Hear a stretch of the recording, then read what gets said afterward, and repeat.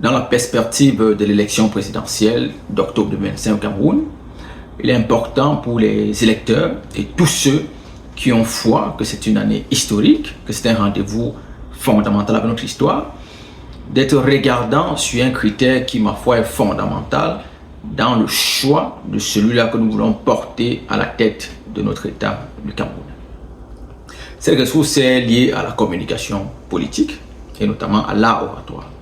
Il s'agit techniquement de ce que les chercheurs appellent ici la rhétorique chiffrée, qui est cette capacité-là pour un homme politique de mobiliser les chiffres, les statistiques, un ensemble de faits numérotés pour étayer, pour argumenter, pour rendre plus accessible son discours politique.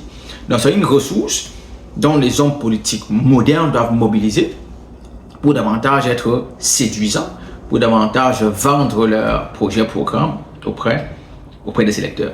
Donc je vous invite à être regardant là-dessus, à ne plus faire confiance à ces hommes politiques-là qui philosophent ou qui font simplement de la littérature sans toutefois avoir des éléments factuels chiffrés, des pourcentages et bien d'autres encore, pour nous expliquer la situation réelle et les solutions qu'ils comptent apporter à nos problèmes.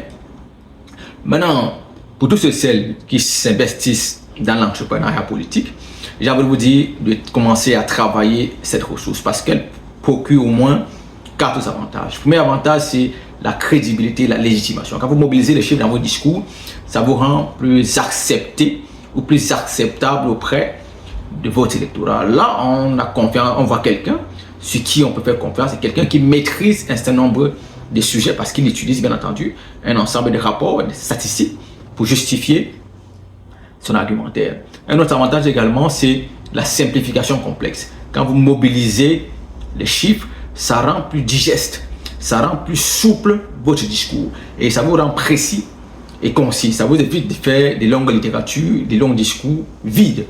Donc quand vous mobilisez la rhétorique chiffrée, ça décortique, pour parler simplement, le message que vous voulez passer. Un élément aussi qui est essentiel, c'est la mémorabilité. L'homme politique moderne que vous aspirez doit faire montre de cette ressource parce que ça renvoie auprès de l'opinion que vous êtes quelqu'un qui avait la capacité à la rétention, la capacité à retenir, à enregistrer un certain nombre d'informations et être capable de le diffuser le moment venu. La mémorabilité fait partie de ces éléments-là qui participent à renforcer votre rhétorique chiffrée. Un élément aussi qui est fondamental à mon sens, c'est la justification des politiques publiques. On ne le dira jamais assez, tout n'est que politique publique. Politique publique de santé, politique publique de sport, politique publique en matière d'habitation, politique publique est partout. Elle fait même partie intégrante de la politique parce que tout n'est que la mise en œuvre des politiques publiques. Et pour justifier ou pour critiquer une politique publique, il vous faut des chiffres. Sans les chiffres, il est impossible pour vous d'être percutant, d'être impactant en ce qui concerne cette analyse. Donc, je vous invite tous qui aspirent à être des acteurs politiques impactants d'appliquer cette ressource.